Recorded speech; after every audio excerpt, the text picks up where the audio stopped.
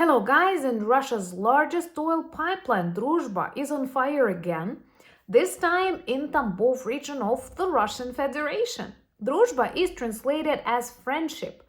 So not only this friendship pipeline was seriously damaged by the Ukrainian drone sanctions, but the economic sanctions seriously damaged the friendship between Kazakhstan and Russia.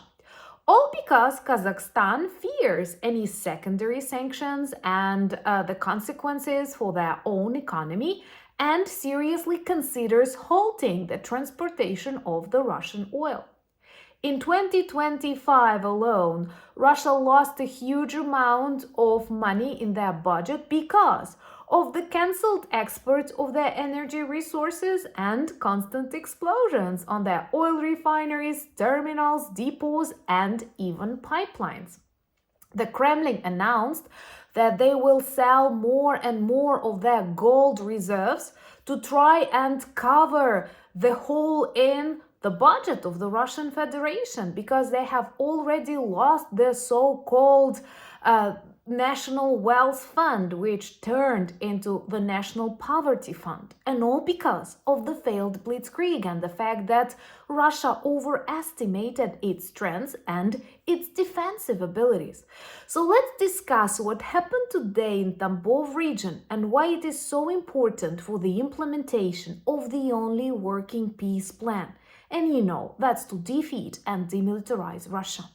My name is Anna, I'm from Ukraine, I'm in Ukraine, and if you want to see Putin in The Hague, in court, subscribe. I'm sure we'll discuss that on the channel sometime really soon, and please share these videos to spread the truth. A number of explosions were heard in Tambov region of the Russian Federation last night, and all because the Ukrainian drones were doing the job. First, they targeted some oil refineries, radars, but this can be considered as usual targets. Nothing unexpected. That is the new normal of the Russian Federation that back in 2025 invited war, not just to Ukraine, but back to their home where it belongs. And an important reminder, since this failed blitzkrieg, dozens of Russian regions, including their capital Moscow, turned into an active war zone. But coming back to Tambov, apart from that oil refineries and depots located there, the drones managed to set on fire pipeline that is super important for the transportation of Russian oil, and that is Druzhba. That is a very old pipeline developed back in the Soviet times, but it covers the majority of the Russian needs for the transportation of that oil to many countries. It was not the first time that the drone units of Magyar targeted it. It usually leads to very, very emotional reaction from the friend of Putin in Hungary, Orban, who perhaps will lose his power after the next elections. At least that's how I feel reading comments from friends watching us from Hungary. Thank you for your support, despite the decisions of the government. But anyway, that Druzhba pipeline exploded at least for the second time during this year. The fire is serious. You can imagine all of these energy resources, they are extremely explosive. They burn, they detonate for a very long period of time. So there are tons of videos and reports. More and more Russians are convinced that they are losing the war, that something went very wrong, and they are losing their money together with their oil industry. Russia is a country fully dependent on the export of its energy resources. I won't be tired to remind you that there are no popular Russian phones, Russian cars, they can only sell what they dig out of the land. That often belongs not to this Moscow region, but to many other national republics, which the Kremlin describes as ethnically diverse, but in reality they are just not Russia. And without the Kremlin, without the bloody war of Kremlin, they could have been happier, safer, and most importantly, richer, because all of these resources, once again, they are rarely in this European part of Europe. They are of Russia. They are usually far in the Asian part of what is now called the Russian Federation.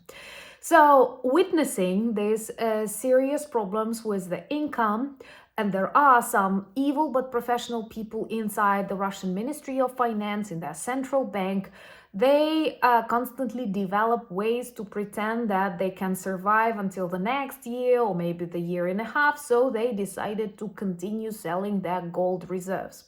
I have reported that they started doing it approximately a week or two ago, and that was a sensation. That was a sensation even inside Russia, because that is something they did not do even in the worst years of like in the 90s, of various crises, at the beginning of 2000s.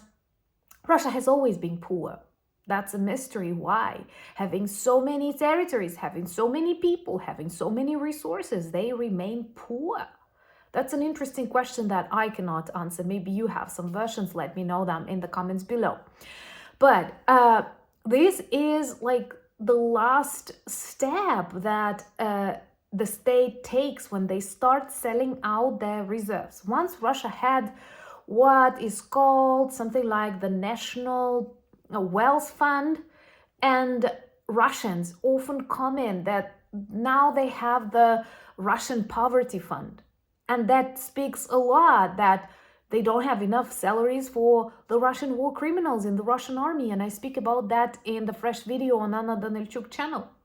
That is a serious problem that more and more regions face when the Kremlin pushes them to pay more money, to send more soldiers, and they don't have that money. They don't have money even for the basic needs of their local budgets. And they ask questions, why are we doing that? People are conscripted from these peripheral regions. People are sent to the front lines. They don't have money, and Russia is collapsing. Because when the Soviet Union collapsed in the 90s, in the end of 80s actually, the situation perhaps was less bright or categoric, because the oil prices were simply dropping, and now we have Russia losing at least 40% of its oil industry, and that is huge.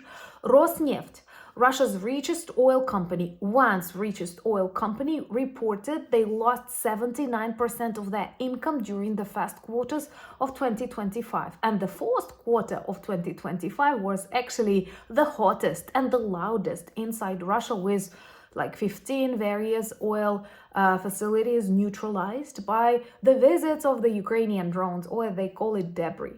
I don't mind, be just like something very tiny. If it works, if it explodes, if it destroys Russia's war budget, then I'm all in. Thank you so much for your constant support. Remember to like and share these videos. This helps the algorithm, and they are not very kind to Ukrainians these days, just as diplomats around the world.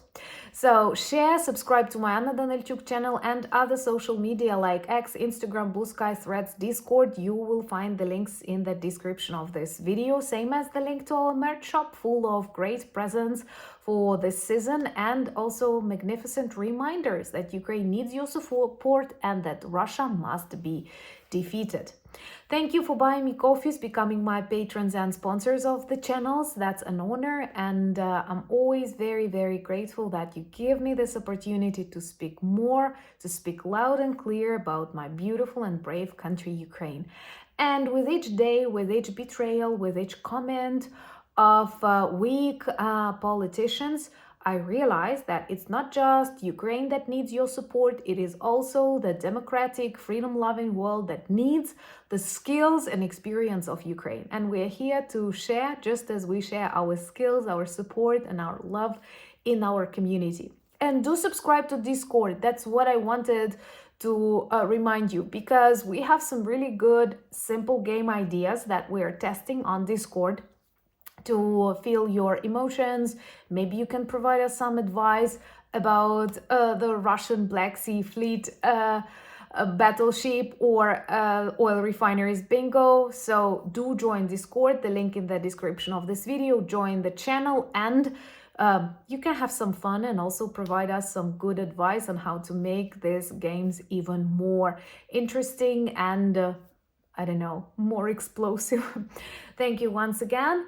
Thank you for your support. United we stand. Slava Ukraini!